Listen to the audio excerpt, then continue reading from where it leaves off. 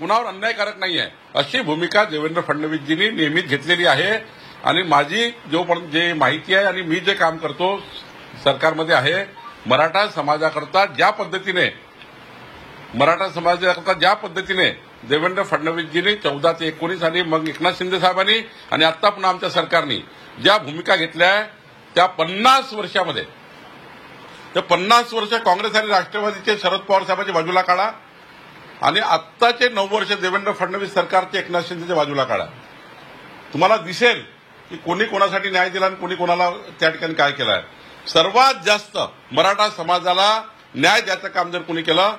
तर देवेंद्र फडणवीसजी एकनाथ शिंदे सरकारने केलं आणि आता अजित पवार साहेब सरकारमध्ये आहे। आमचंच सरकार मराठा समाजाला न्याय देते आहे, आमचंच सरकार मराठा समाजाला पुढे नेण्याचं काम करत आहे, जे 50 वर्ष शरद पवार साहेब किंवा काँग्रेस पार्टीने कधी केलं नाही। मोहन भागवत असं म्हणाले की